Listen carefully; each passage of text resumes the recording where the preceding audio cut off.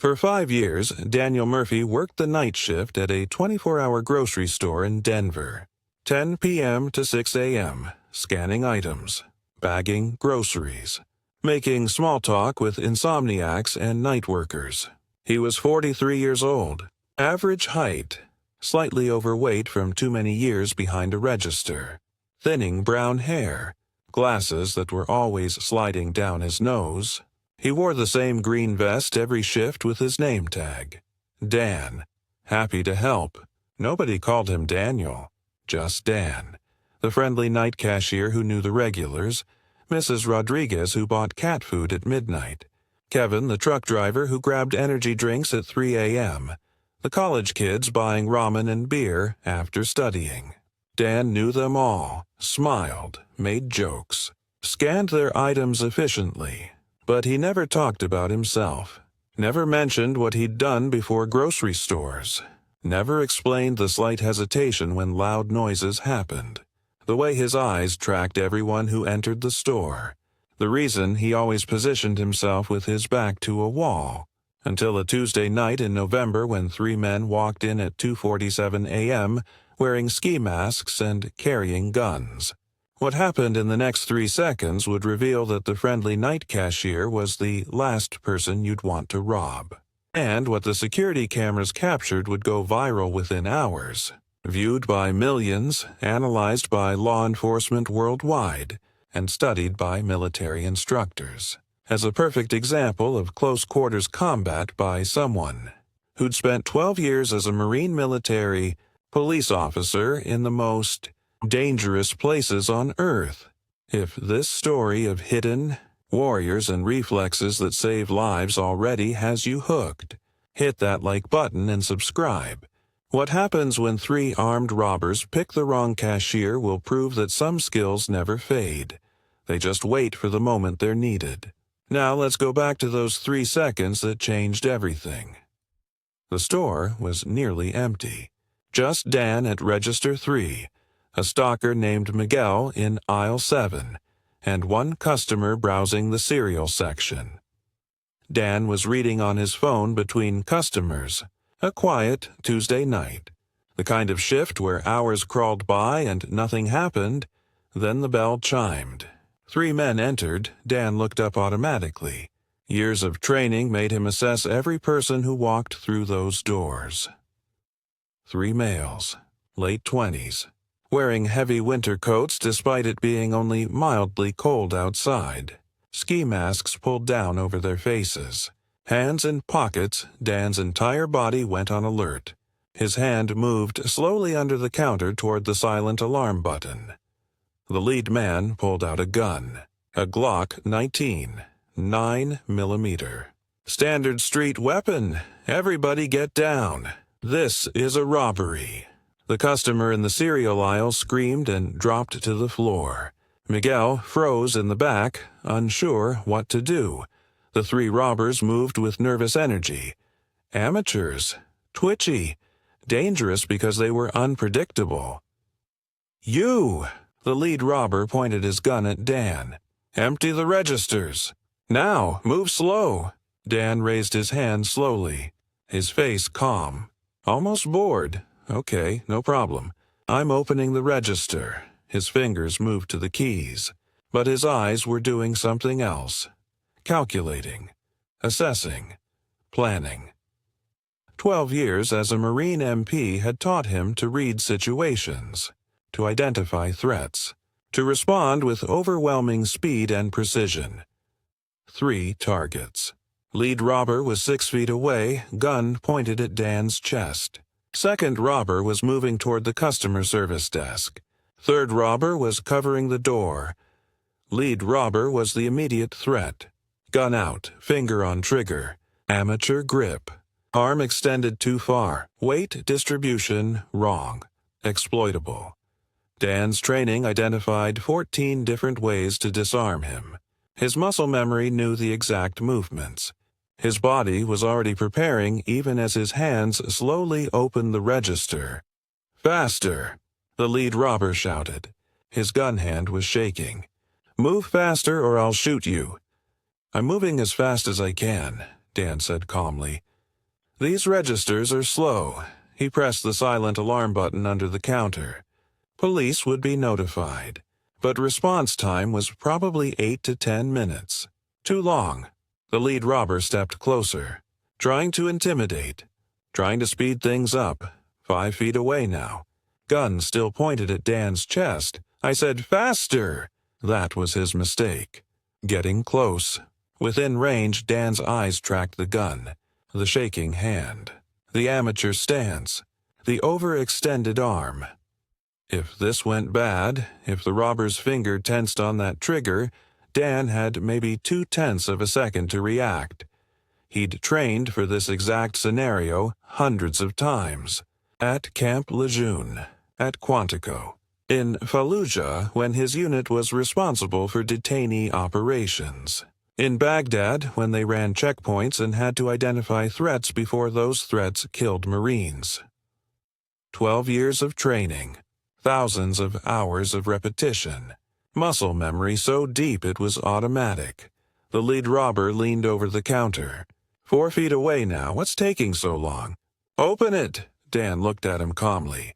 Registers jammed. "I need to—" He moved. Dan's left hand shot out, grabbing the robber's gun wrist in a grip perfected through 12 years of close-quarters combat training. His right hand simultaneously grabbed the top of the gun, thumb blocking the hammer, and slide. The disarm was textbook Marine Corps martial arts program.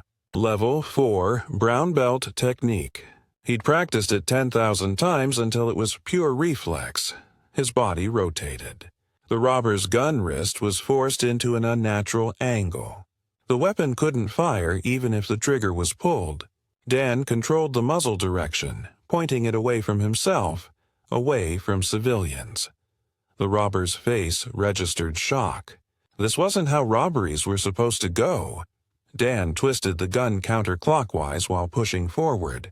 The robber's finger was still in the trigger guard, but the weapon was being torn from his grip by joint manipulation and leverage. The robber tried to hold on. Failed. The gun came free. Dan's movements were economical. No wasted motion. No flourish. Just efficient violence perfected through repetition. He stripped the weapon and immediately performed a tactical retention stance, pulling the gun close to his chest where it couldn't be grabbed, finger off the trigger, pointed in a safe direction. The entire disarm took 1.3 seconds. The robber threw a wild punch, untrained, desperate. Dan slipped it easily. His empty left hand came up in a palm strike to the robber's chest. Not hard enough to seriously injure, just enough to create distance. The robber stumbled backward off balance. Dan's voice cut through the chaos. No longer the friendly cashier. This was the command voice of a Marine MP who'd controlled riots and disarmed insurgents. "Get on the ground. Now! Hands behind your head." The tone was absolute, authoritative. It expected instant obedience. The lead robber dropped to the floor. Pure instinct. That voice demanded compliance. The entire sequence had taken 3 seconds, maybe less. The second robber, who'd been moving toward the customer service desk, froze, stared at Dan holding the gun in a perfect tactical retention stance. The third robber at the door started to raise his weapon. Dan's voice cut through again. "Don't. I'm trained. You're not. Put it down, or this goes very badly for you." There was something in his voice, in his stance, in the way he held the weapon. Professional, competent, dangerous. The third robber saw it. Whatever he'd expected from a grocery store cashier, this wasn't it. He dropped his gun, raised his hands. "On the ground. Both of you, now!" They complied. All 3 robbers faced down on the floor. Dan kept the gun in retention position, didn't point it at anyone unless they moved. Professional handling. Someone who knew weapons intimately. "Miguel." Dan called to the stalker. "Call 911. Tell them we have 3 armed robbery suspects detained. Tell them one of the store employees is armed but is not a threat. I'm wearing a green vest. Miguel, who'd been frozen in shock, grabbed his phone. The customer in the cereal aisle was still on the ground, crying. "Ma'am, you're safe now," Dan said, his voice much gentler. "Stay down until police arrive. You're going to be okay." His eyes never left the three robbers. His weapon stayed in retention position. His stance was perfect. Someone who'd done this before, many times. Police arrived 6 minutes later. 4 patrol units. Officers came in fast, weapons drawn. "Show me your hands." Dan immediately placed the gun on the counter, stepped back, and raised his hands. "I'm the store employee. Green vest. Those 3 are the suspects. All weapons are accounted for." The officers secured the scene, cuffed the robbers, collected the weapons. A sergeant approached Dan. "You disarmed him?" "Yes, sir. You military?" "Was Marine Corps, military police. 12 years. Got out in 2019. The sergeant nodded slowly. "We need to see the security footage." The security camera had captured everything. Multiple angles. Perfect clarity. The police sergeant reviewed it 3 times. Then called his lieutenant, who called the district commander, who called the local FBI field office. Because what the video showed was extraordinary. Frame-by-frame analysis revealed Dan had assessed the threat the moment the robbers entered. His body language changed before they announced the robbery. He'd identified them as threats based on clothing, demeanor, and approach. His disarm was executed with textbook precision. Every movement was economical, professional. Someone who'd trained thousands of hours, the entire sequence from first contact to weapon secured, 2.8 seconds. At no point did he lose control of the weapon. At no point did his finger go on the trigger until the threat was neutralized. At no point did the muzzle point at civilians. His voice commands were immediate and authoritative. The robbers complied not because of the gun, but because of the command presence.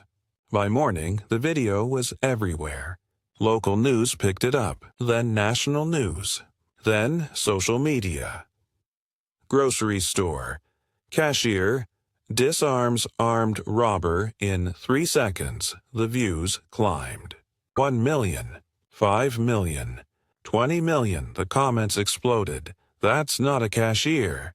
That's someone with serious training. Look at the way he handles that weapon. That's military or law enforcement. Those robbers had no idea who they just tried to rob." 2.8 seconds from threat to secured. That's professional level. Law enforcement training instructors started using the video. This is what proper threat assessment and disarm technique looks like. Notice the economy of movement, the weapon retention, the command presence. Military instructors added it to their curriculum. Perfect execution of MCMAP Level 4 disarm. This Marine retained his training years after leaving service. The grocery store chain tried to capitalize on it.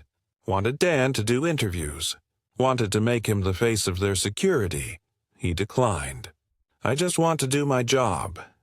But the store was flooded with customers. People wanted to meet the cashier, to shake his hand, to take photos. Dan hated it. The attention, the recognition, the way people looked at him now. He'd left the Marines specifically to be normal, to not be that guy anymore, to just scan groceries and go home. 2 weeks after the incident, a man in his 60s came through Dan's checkout line at 3 a.m. He had 2 items, a gallon of milk and a newspaper. But he was staring at Dan. "I know you," the man said. "I work here. Maybe you've seen me before." "No, I know you. Fallujah. 2007. You were MP at the detention facility." "Corporal Murphy." Dan looked up sharply, studied the man's face. Recognition slowly dawning. "Sergeant Major Collins?" "Retired now, but yes. I was the Marine Expeditionary Force Provost Marshal. You worked for me. They stared at each other. Past meeting present. You were one of the best MPs I ever had, Collins said. Recommended you for sergeant twice. You turned it down both times. I didn't want to re-enlist. I know. You got out in 2019. I lost track of you after that. Tried to stay in touch with some of my Marines, but you disappeared. I wanted to disappear. Collins gestured at the store. This is what you're doing? You could have stayed in. Could have made a career. You had the skills, the discipline, the temperament. I had enough, Sergeant Major. 12 years was plenty. Then why are you working night shift at a grocery store? You could be doing security, consulting, training, using your skills. I use them when I need to. Like 2 weeks ago, I saw the video. Everyone has. That was perfect technique. You retained everything I taught you. I retained everything the Marine Corps taught me. It's still there. I just don't want to use it every day anymore. Collins set down his items. Can I tell you something? Off the record. Retired Marine to former Marine. Sure, you're wasting yourself. You have skills that could save lives. Train people, teach, make a difference. Instead, you're scanning groceries at 3 a.m. Dan was quiet for a moment. Then, I made a difference for 12 years. I served in Iraq, Afghanistan, protected Marines, ran detention operations, secured convoys, trained Iraqi police. I did my part. Now I just want to be normal. But you're not normal. You can't be. You saw that video. The way you moved. That's not something you can turn off. It's who you are. It's who I was. No, it's who you are. You can work at a grocery store. You can pretend to be just another cashier. But when 3 armed men walk in, your training takes over. Because you can't not be what the Marine Corps made you. Dan rang up the milk and newspaper. 6:47 Collins paid. Didn't leave immediately. There's a security consulting firm in Denver. They train corporate security teams, law enforcement. They need instructors. Former military with real-world experience. I can make an introduction. I appreciate it, Sergeant Major, but I'm good here. Are you? Really? Or are you hiding? Dan didn't answer. Collins took his change.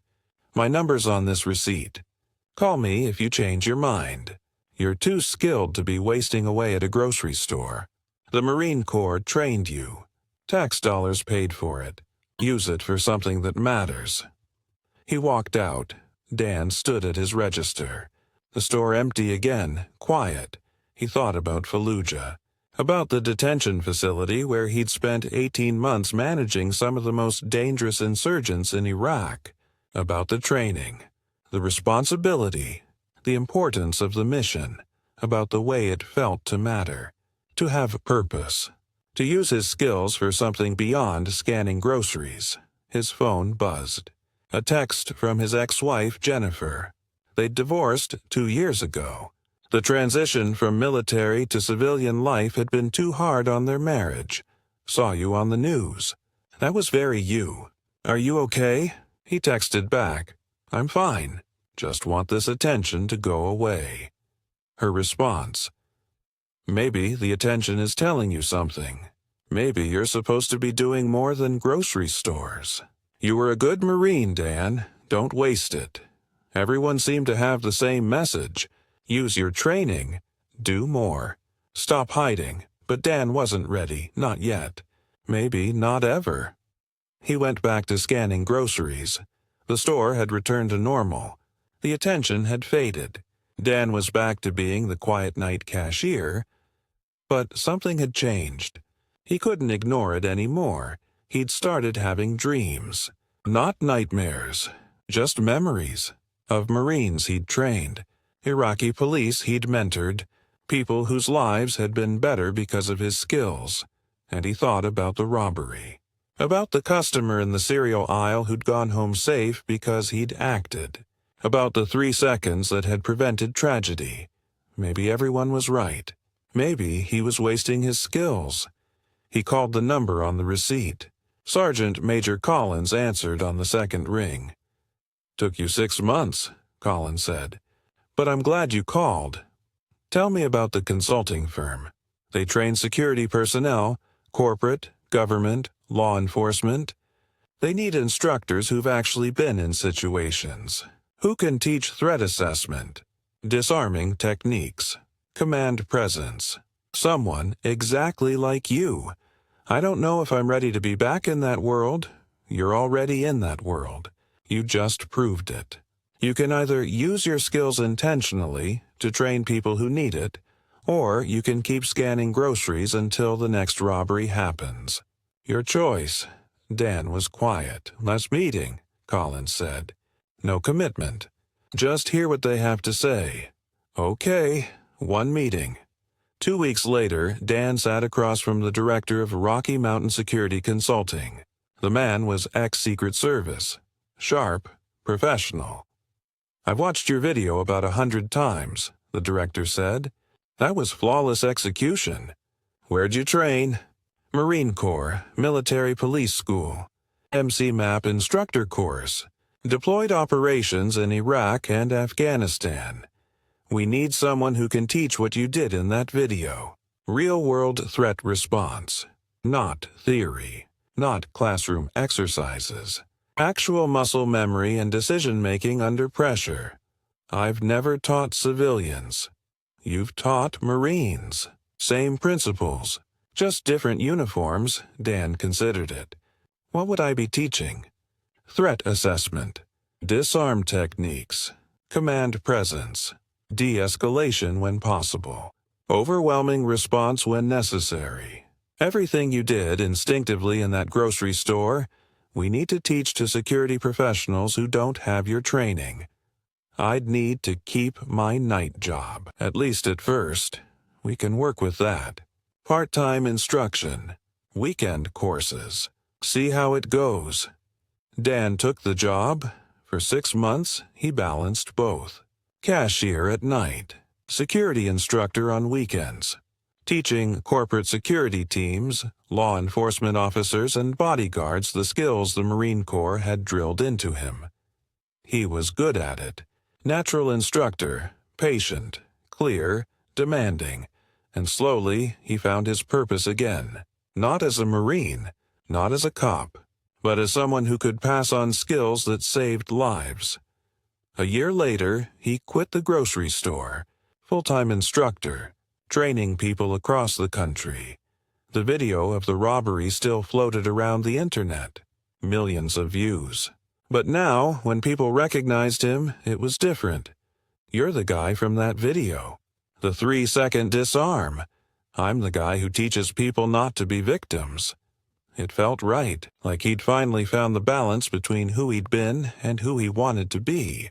5 years after the robbery, Dan received an invitation to speak at the Marine Corps Martial Arts Instructor Course at Quantico. He stood in front of 200 Marine instructors, the same course he'd completed 15 years earlier. "My name is Daniel Murphy. Former Marine Corporal, MP for 12 years. And for 5 years after I got out, I worked night shift at a grocery store because I thought I was done with this life." He showed them the video. The 3-second disarm, the textbook technique. The aftermath. This video went viral. Millions of views. And everyone had the same question. How did a grocery store cashier do that? The answer is simple. The Marine Corps trained me. You trained me. Thousands of hours of repetition until the movements were automatic. Until threat assessment was instinct. Until my body responded before my mind even processed the danger. I tried to leave that behind. Tried to be normal. Worked at a grocery store. Scanned groceries. Pretended I was just another civilian. But when 3 armed men walked in, I wasn't a cashier anymore. I was a Marine, and everything you taught me came back instantly. Here's what I learned. You can take the Marine out of the Corps, but you can't take the Corps out of the Marine. The training stays. The skills stay. the discipline stays. Whether you're in uniform or wearing a grocery store vest, your job as instructors is to drill these skills so deep that they become permanent, so that 10 years later, when a former Marine needs them, they're still there, still sharp, still effective, because one day, one of your students is going to be in a situation, maybe in combat, maybe in a grocery store, and the training you give them will save lives. Make it count. Make it permanent. Because it works. The Marines gave him a standing ovation. After the presentation, a young corporal approached. "Sir, that video is what made me want to become an MA instructor. Seeing what proper training looks like in real life. Thank you. Thank you for serving. And pass it on. Teach the next generation." Dan drove home that night thinking about the journey. From Marine MP to grocery cashier to security instructor. From hiding his skills to embracing them again. The 3 seconds in that grocery store had changed everything. Not just for him, but for everyone who saw it. A reminder that warriors don't stop being warriors just because they take off the uniform. They just wait until they're needed, until the moment comes, until the training takes over, and then, for 3 seconds, they're exactly who they were trained to be.